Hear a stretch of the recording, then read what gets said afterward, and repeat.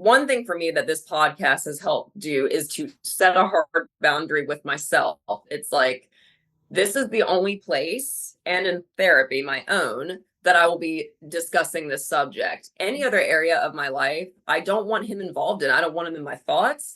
I don't want him in my extracurricular activities. I mean, nothing. So I think this is really good. Yeah. It's a great boundary to have of just, this is the place to process this. And of course, therapy as well.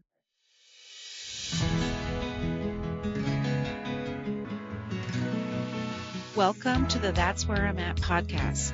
I'm Laura, happily divorced after spending years with a narcissist.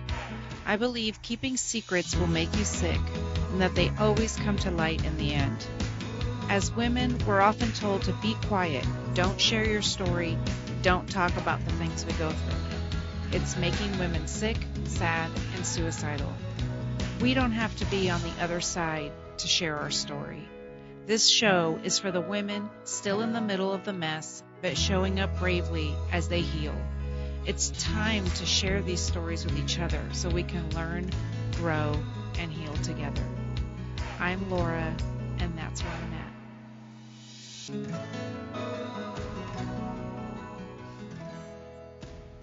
Please take note that this episode may contain subjects that may be triggering to certain listeners. Please take care when listening today. Hi, guys. Welcome to the show. I'm Laura Richards with That's Where I'm At podcast. Hi, everyone. And I am Lauren with Life After Discard podcast. I'm really happy to be here with you, Laura, finally. Yes. So Lauren and I are doing we're sharing an episode today. We're going to be talking about narcissists today, and we're going to be talking about especially covert narcissists, which we were both involved with. And Indeed. And how they get away with it, how that, what they do to fool the world and our experience with that. So we're going to be talking about that today. But Lauren, I actually want to know, how did you get into podcasting and talking about this?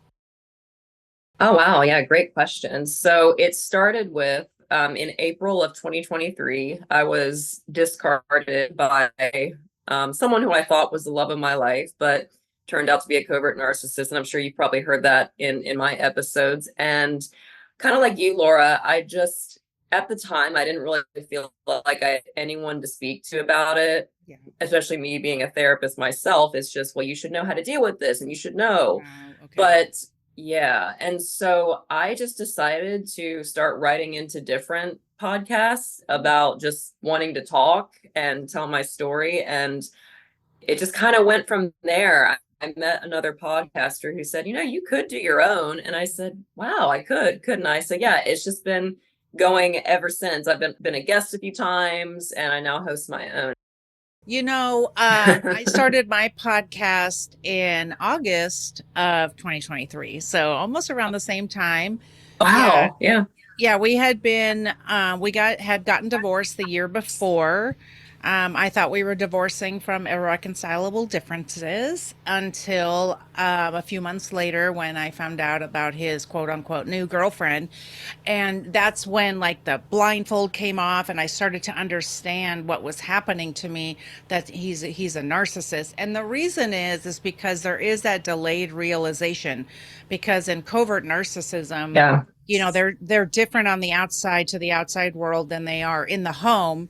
And so it's very confusing. And so I had those few months of healing, right? And so your brain starts to recover when you leave abuse. And I was like, oh shit, he's a narcissist. Yeah.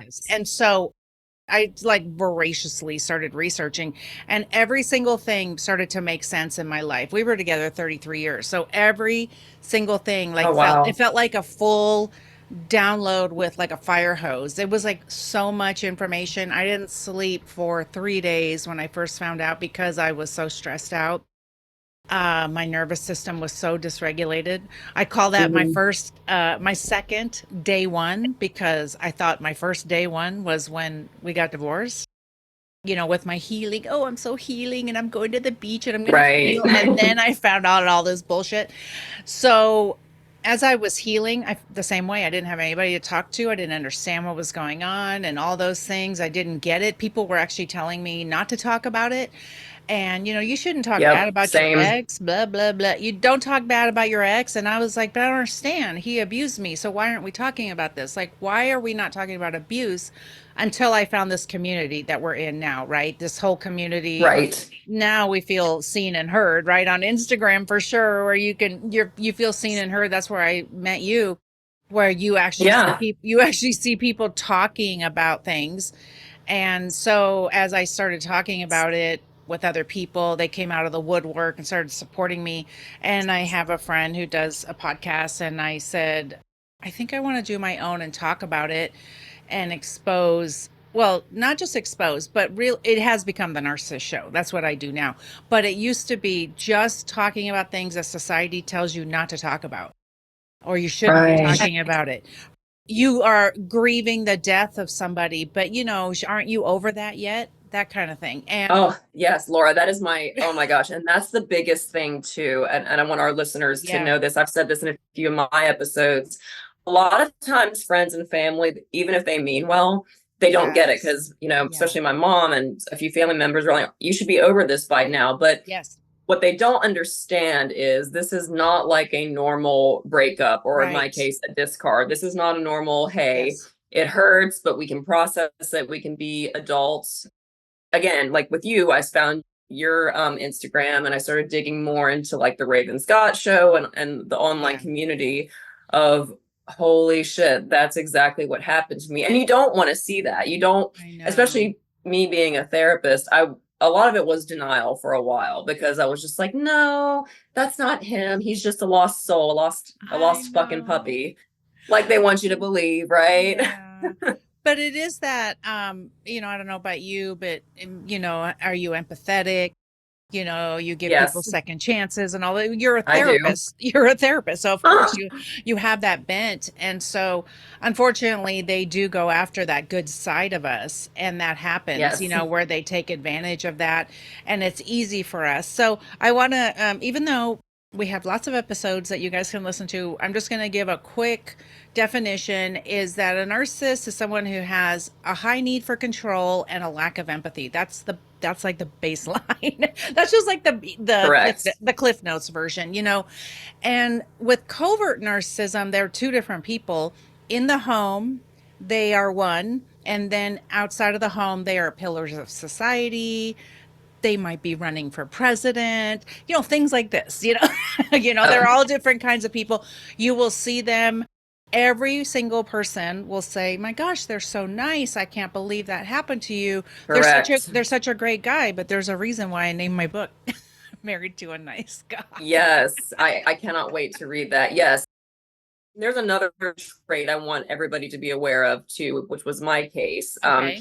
Sometimes as well, covert narcissists can look like the dude from that movie, A Series of Unfortunate Events. Oh, okay. They, yes, they very much, in my case, my ex very much had something I call Peter Pan syndrome Oh, and okay. just immature, never wants to take accountability. It's always someone Yes. else's fault. And I Always. want people to recognize that that's a red flag with people.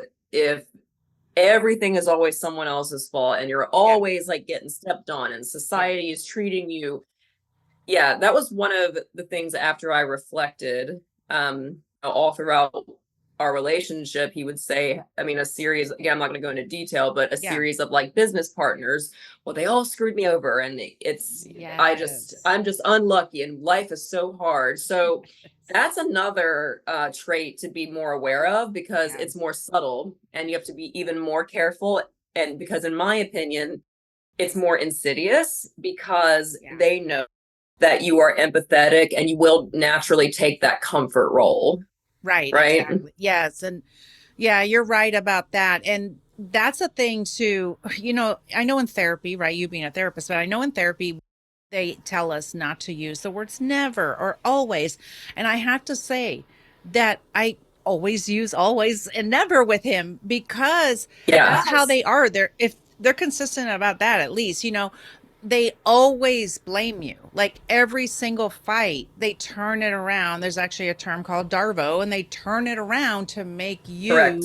to make you the problem for every single fight that you have. It doesn't matter if I walked in the room to talk about how he kicked the dog, it somehow it's my fault, you know. And so those are the kinds of things you need to look at when we're looking at toxic relationships, not even marriages, but even your friendships and your family members. If they're always doing some of these, you know, if they're doing these things, do you want to continue to be in a relationship where you're treated so badly? And that was something I started to realize. If nothing changed today, how was I going to live another 40 years with this man? Like, how was I going to do that? And I couldn't, Yeah. because I didn't even want to be alive. So, and I don't think he would have cared. You know, I mean, they just drive you so insane. So I want to ask you, because you're mentioning you got discarded. I got reverse Mhm. discarded. So I think Okay. we need to talk about the Yes, difference, because there is a slight difference, and they both suck. they So, are. So I was discarded. okay. I was basically blindsided. The week or so leading up to it, everyone knows what the devaluation stage is. You start questioning your sanity. So Yeah. we had gotten into a disagreement, but basically, the week leading up, I could tell he was different, and I could Okay. tell he was starting to devalue me. Right.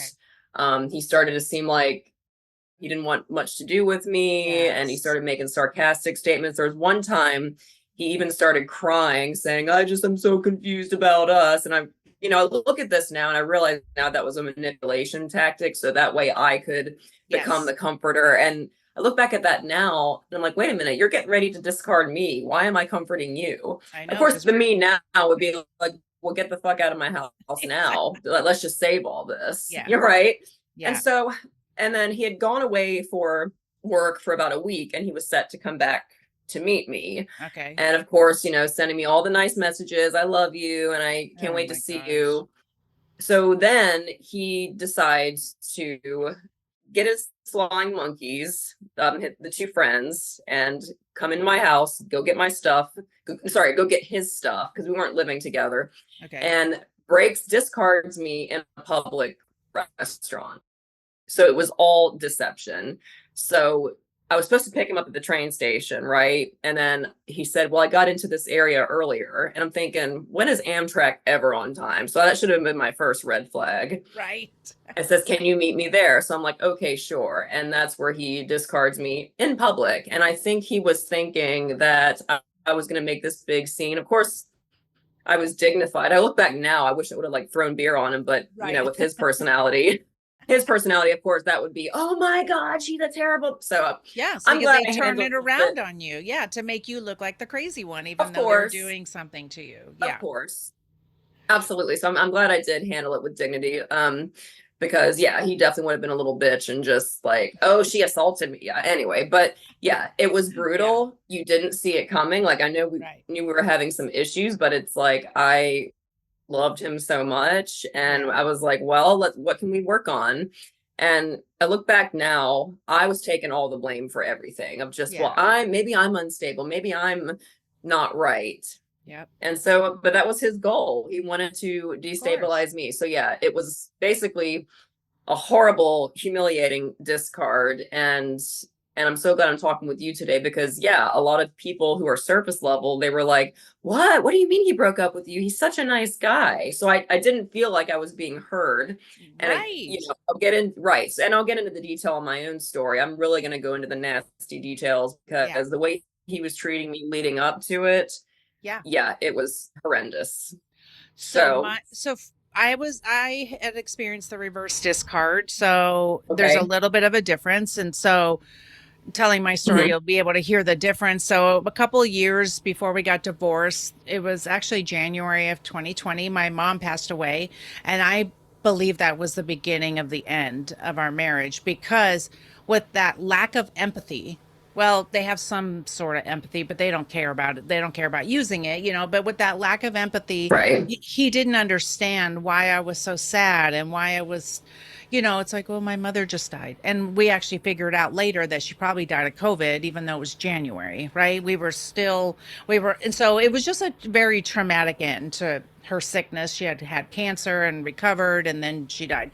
And so then after that, I decided to leave the school district. The pandemic happened. We were all like struggling with that. We were all stuck in the house together, things like that. And then the next year, our sister-in-law passed away from COVID. And so My. it was horrible. And so it was really tragic. And she was too young to die, all those things, right? The whole thing. And then he would come home from work and be like, "Why are you still sad? Why are you Yeah. why are you still crying? I didn't even really recover from my mom passing away. And then here's my sister-in-law."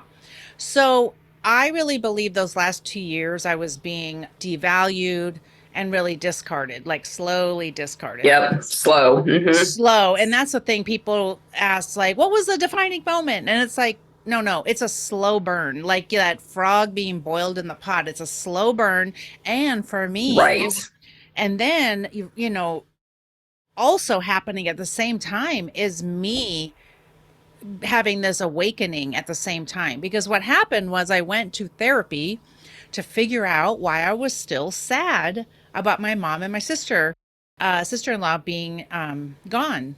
Well, because two people just died in your family and you're allowed to be Right. sad. This is what I've learned talking to people. It's like, I didn't know because we hadn't had such a big tragedy in our life. So this was like, the end of 2021, and it was just a terrible time. He stopped talking to me.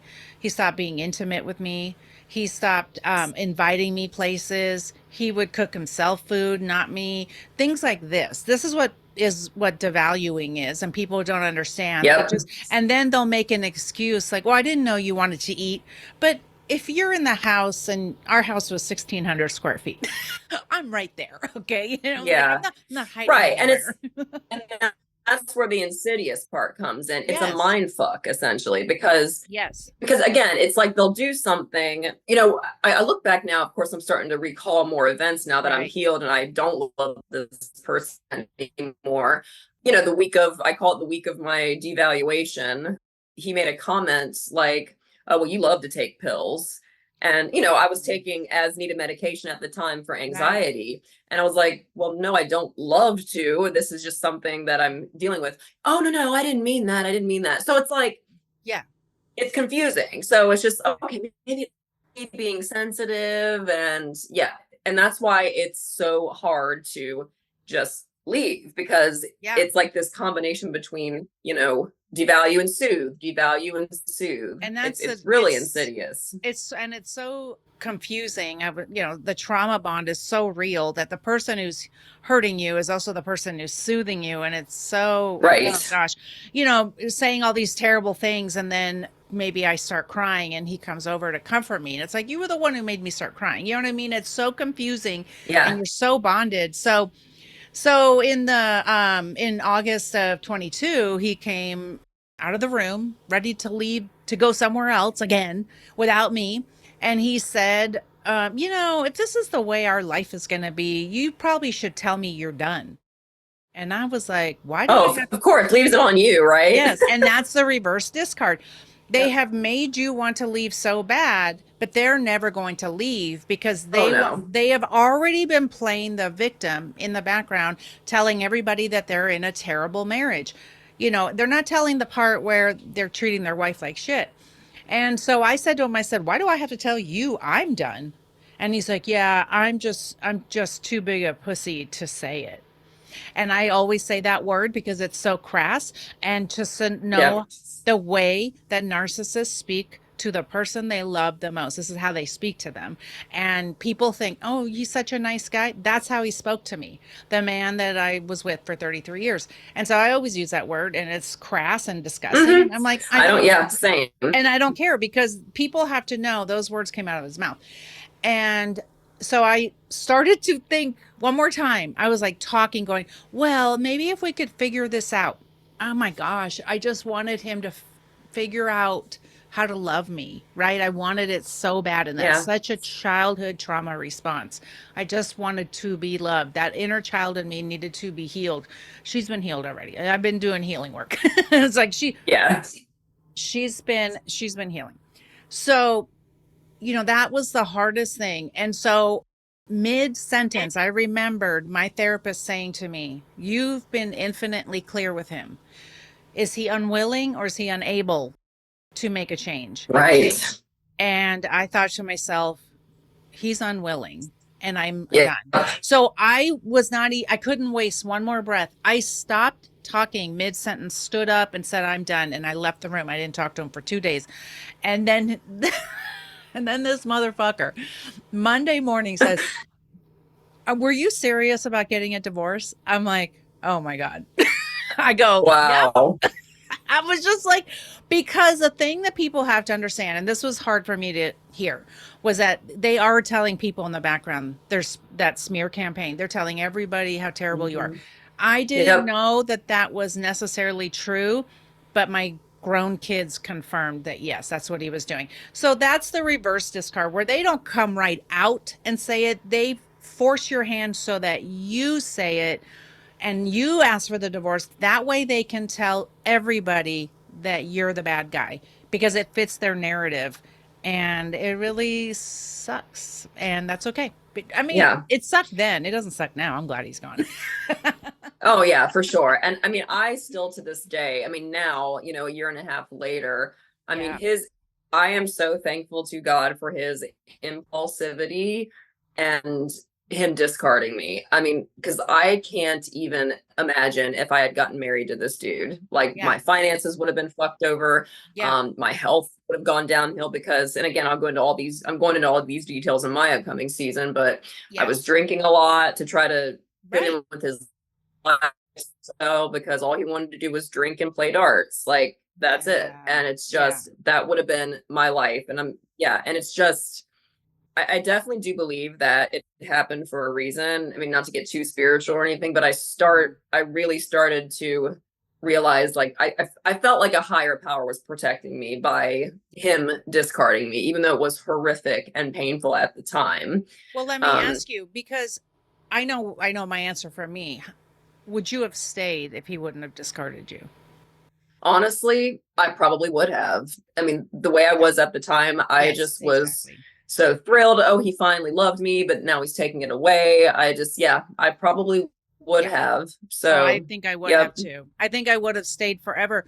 And this is the blessing in being on the other side is that the Hmm. healing work that I've been doing for the last 2 years has really shown me I've healed that little Laura, that inner child. I've done all that work. Why we don't blame an abuse, but you want to look at why did you choose the person you chose Yes. and why did you get chosen and where are your boundaries? I didn't have any. I didn't even know what boundaries were.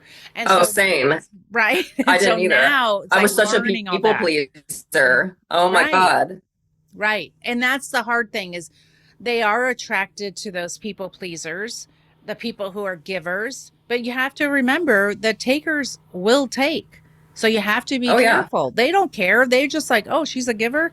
Great. I'm a taker. This works out perfectly." Correct. Yeah. And again, and more people that I've talked to about him, who I'll be, again, my own season, they kind of said that's his MO. He's kind of like this smooch blob.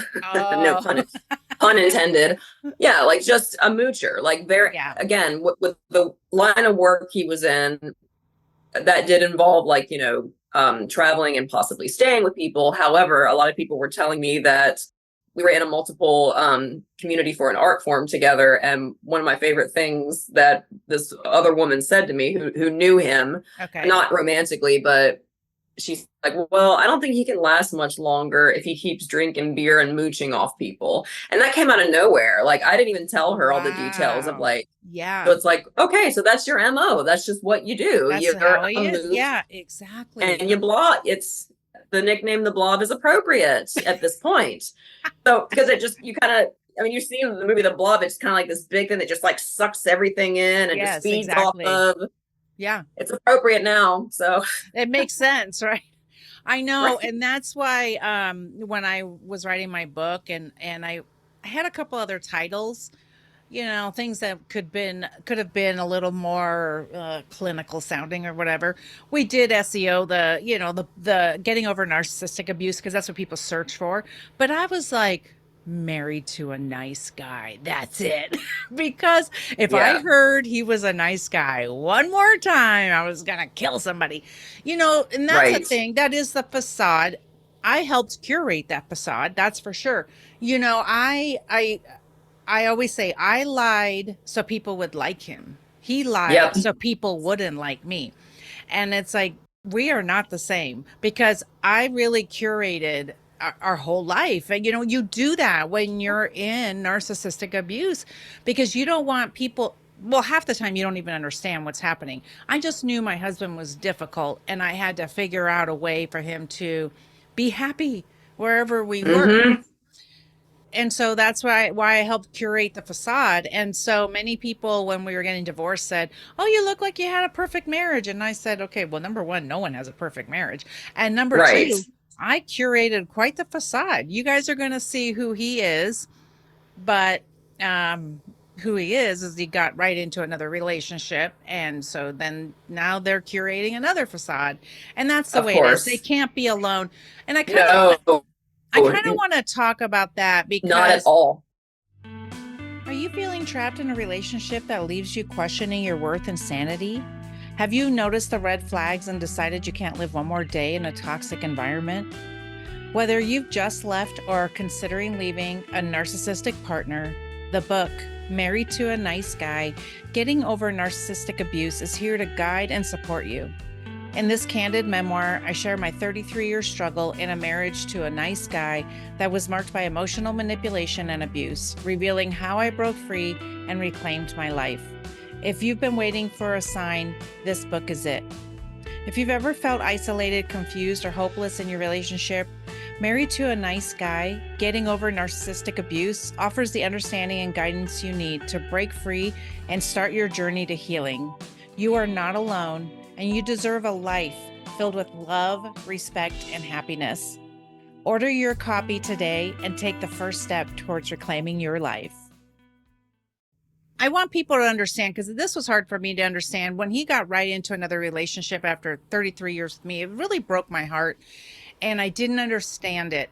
But when I started researching narcissistic abuse, I understood that they can't be alone. They have to have somebody. They don't take the time to have some introspection and see what they did wrong. Do you No, think they're ever sitting around going, "What did I do wrong in my last relationship?" No, they don't give two shits. They're just off to the next girl. absolutely not. They find Based on someone to my, join. Yeah, they find yep, someone to join the circus with them, and someone who, basically, well, someone who is accepting their low effort, because correct. you Which I was, stopped. that was me for a while, Of sadly. course, it was all of us, you know. I stopped accepting it, right? We stopped accepting that low effort, all the bullshit. But this new person is now accepting it. You know, she has her fantasy goggles on, and just like we did at the beginning. Look, I totally get it, but it's not okay to me. Like, he to be taking advantage of another person is just sickening to me. But Right. there's nothing I can do. You can't, let me just tell everybody right now, you can't go warn them, because you have been Nope. already told. Everyone's been told that you're the crazy ex. And so, and you know, my ex might come and tell you that I did all these things, and but they're not going to believe you. But when I understood that Well, they can't be alone, it made me feel better, because I felt like garbage. I felt thrown away like right. garbage until I Yeah, understood. exactly. Yeah. Yeah, and I'm so glad you had that revelation, Laura, because I was the same way when I had that realization. And it's so funny, again, now that I'm reflecting back, the week before he was discarding me, he's just like, I'm just used to having people around me and I feel isolated out here. Because, we live in the Yes. rural area. He was staying with me, not to mention he was getting a free place to stay. Right. I'm isolated, babe. I'm isolated. I'm like, well, what? And so, of course, me being the fixer, I offered Yeah. to just drive him so he can see friends. It's like, well, yeah, I don't want you to feel that way. But then I realized he literally just told on himself. I'm used to having people around me with the profession he was in and just how he is as a person, constant external validation, Yeah. constant, constant, constant. And I'm looking Yeah. at our whole relationship now. I think I was really nothing but kind of arm candy. So just so he could tell people, Yeah. oh, I'm dating this woman in the States and I'm dating a Uh, therapist. I really think it was all they want external validation and dopamine hits above anything else. They cannot be alone. yeah. So It's absolutely. it's and that's why I think bringing awareness and then us talking about it, and telling others like their kind of like their patterns and everything, because for me it broke my heart. And so once I started to understand, I Yes. was even telling my kids, I'm like, once I found out about her, the quote unquote new girlfriend, she had always been there, just so everyone knows. She was groomed right in front of my face. And this was, I just talked about this recently on a video, because she was groomed right in front of my face. Because when you are so manipulated, you allow almost anything, because Mm-hmm. you've been taught not to make a fuss, or you're too difficult. You're making a big deal out of nothing. We're just friends. I don't know how many times I heard that, and I'd be like, you guys are acting like inappropriate. Like it's not okay.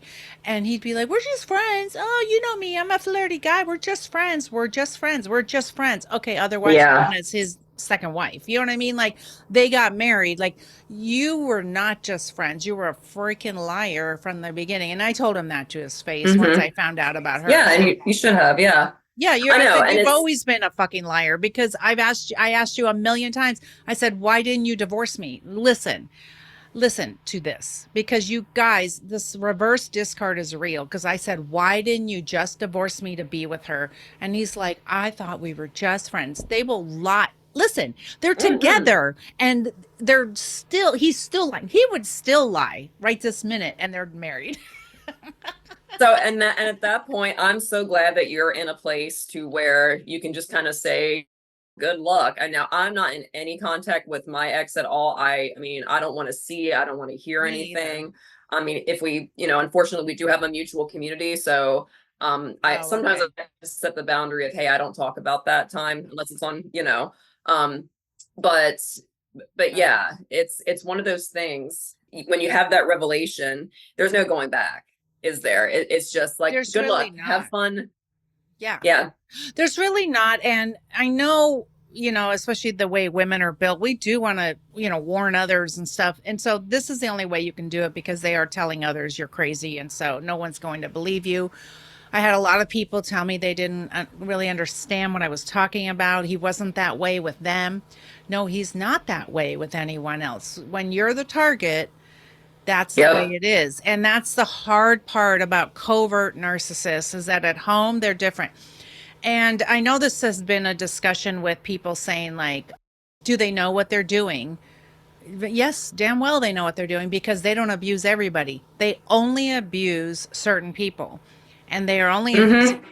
though, and they also know when to perform, quote unquote, perform for an Yep. audience, right? So, like, there'll be a lot of friends around, and they'll be like the one who picks up the check, or the one that just like dotes on you and all that. And it's like they know when to perform. So Absolutely. they know very well what they're doing. And then when you get home, you're reprimanded for the way you behaved, or you're so embarrassing, you were so loud, you were so quiet, you were so whatever. It didn't matter. It doesn't matter. It really doesn't matter. If you try to be perfect, you will never be perfect for them. You will never, and you'll never be good enough. You never, You're no matter never good what. enough. I mean, I always use this example, like, freaking Sandra Bullock, who's like beautiful, got cheated on. So what does that say? Yes, It's not you. exactly. Right. You're never going to be met up to the standards of people like that. And another thing I Right. wanted to talk about too, and I'm sure you've talked about this on your episodes, is no contacts. Now, if Yes. you're able to do Yes. complete no contact, I 100% recommend. Now, in my situation, luckily, we don't share kids together. We never got married. I mean, I could completely cut off to, I'm at a point where I don't want to see anything on media. I don't want to hear, Yes. it's nothing. However, if you're not able to go no contact, because of whether you share children, Uh-huh. that's where those strict boundaries have to come in for your own mental health of just, you have to Yes. almost tell yourself, okay, I have to interact with this person, but we're going to keep it very surface level, very, very, very surface level. Yes. Gray rocking, where you just are Yep. talking about the subject matter. So I know the people that have to co-parent, which I don't. My kids are grown. We do only have one child that speaks to him. So my ex's phone number is still in my phone and he can contact me because he does have contact with our grown son, and so they've been away on vacation together, so I do want to be able to be contacted, but otherwise I never want to see his stupid face ever again. And so No. I'm on full, and this is the only way you're really going to heal from that trauma bond. You can't go peek at their social media. You No. can't text them. I did send a really vile text to him, but after that I was done. But I said everything I wanted to say because listen, after 33 years I was like, I just wanted to, and I wanted to know how long they'd been sleeping together. And I told him, I said, I have to go to the OBGYN to go get STD testing because you guys are such pieces of shit. And you won't admit when you started sleeping together. They're like, we didn't do anything until after Yeah, of the divorce. course. And I'm like, of course, that's what you're saying. Let me tell you, my doctor looked at me and was like, okay, sweetie, we're going to go ahead and test you because they didn't Yeah. believe him either. So going full no contact on your phone and also on all social media, block the living hell out of everybody because you do not want to see them going on with their life because look, we curate on social media this really great life and it's just going to hurt you if you peek at it. I know from experience. I Right. peeked and I was like, ugh, Yeah. and I didn't even want them back, but your brain wants that dopamine hit and that's why you have to do the good healing and start focusing on your hopes and dreams. Now, people who do co-parent, they use a co-parenting app, and then that way you Perfect. don't Yep. ever have to allow them to just text you. You can use that app to only Yes, talk that's about, smart. yeah, only talk about the kids. And set that boundary. Just say, Yes. I'm only talking. I mean, they'll try you for sure. They Yeah. will. And you So don't you even just have have to to say almost anything. You can just, when they start no. talking about something else, you can say, we're no longer talking about the kids. I'll see you on Saturday at 10 a.m. when you pick Correct. up little Johnny. Like that's it. Correct. And it's Because, okay to say I'm only discussing things regarding the kids, or like in my yeah, case, if someone in this mutual community asked about yes, this person, I'm just gonna say I don't discuss that. And that's yes. it. That's really, and that's everyone needs to know and respect their own boundaries, because my statement, I'm not going to discuss that, that's a complete sentence. You don't need to You don't have explain to yourself. explain yourself. No, and people will want to be like, well, I want to know. And there's certain people you feel safe talking about it with, but Yeah.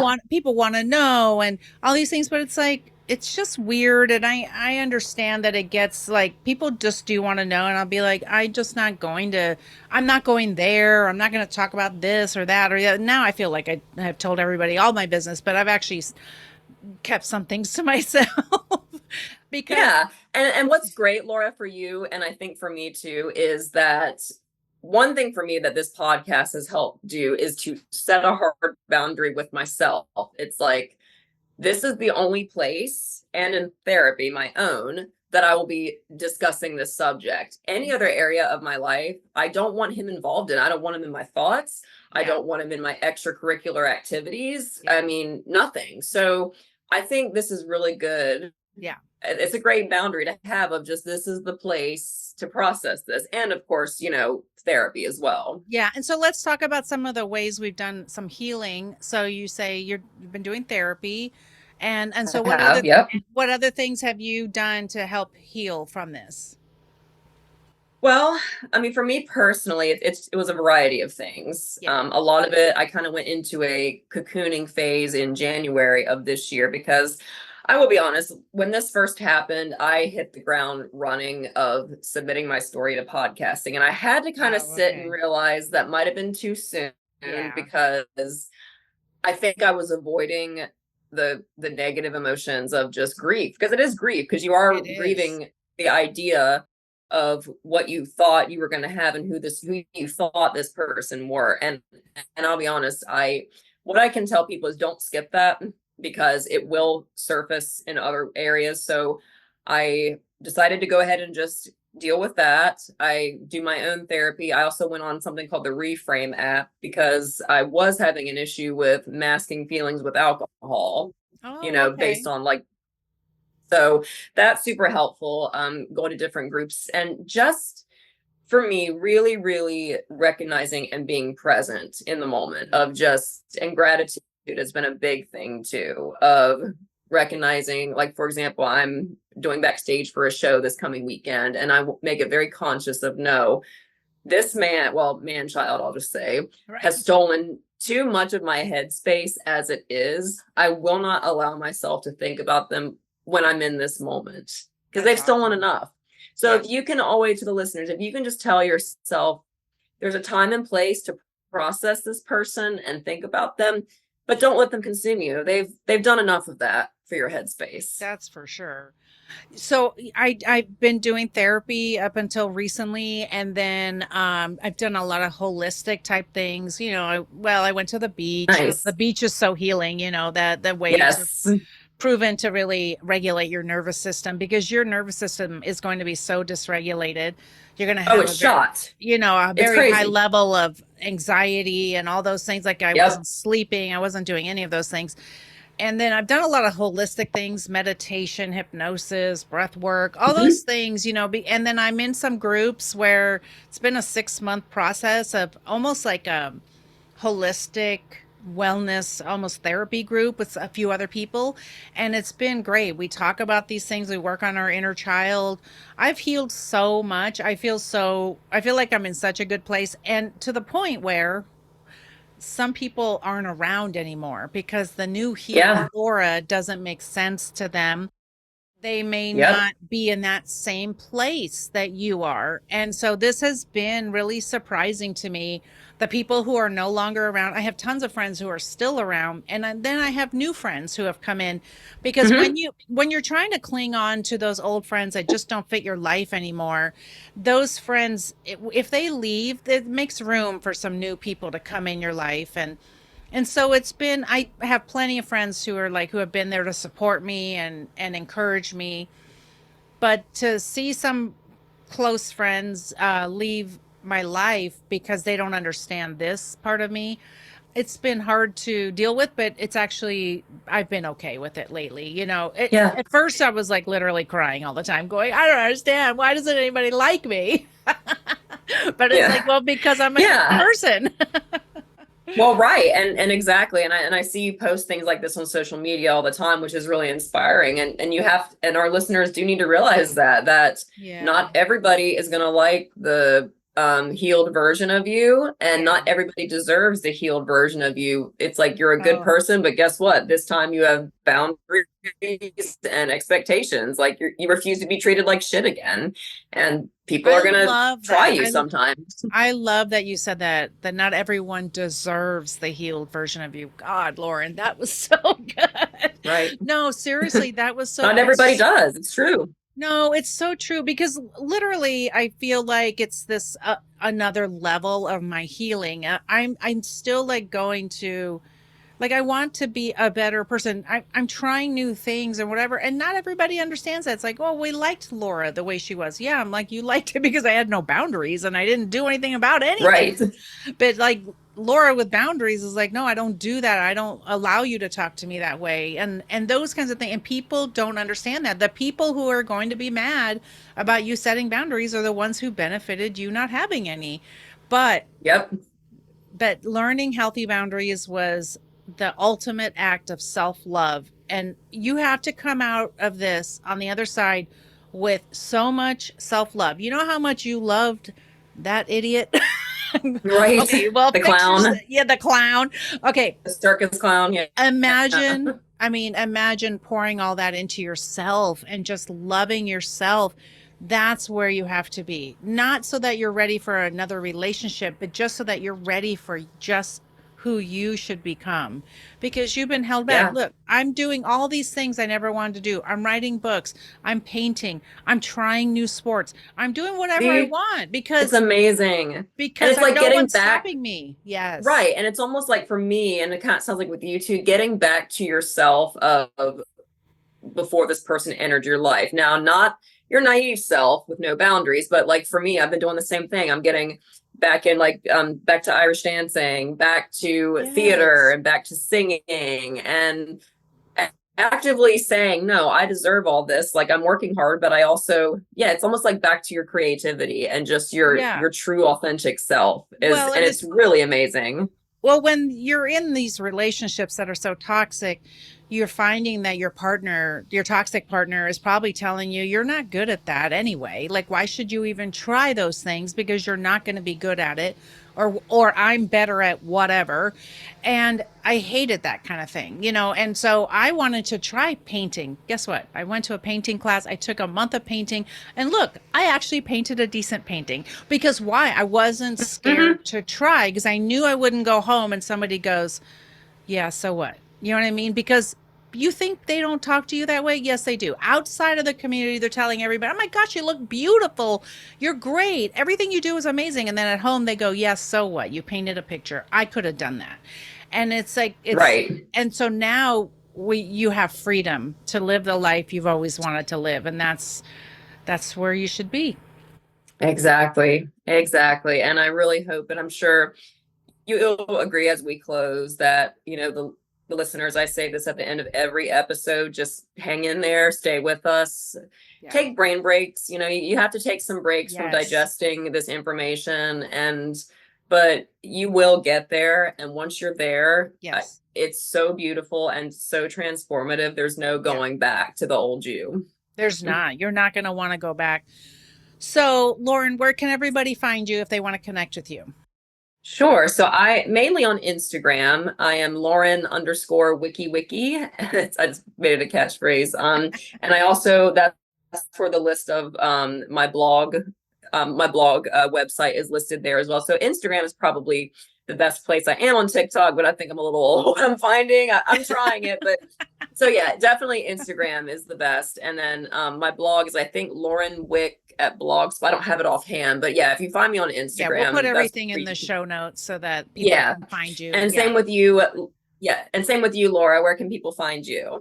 So that's where I'm at podcast on all the socials. And yes, I am on TikTok. And guess what? The people will find you. Don't you worry. You just got to keep posting because they like talking about the narcissists. But yes, Oh, yeah.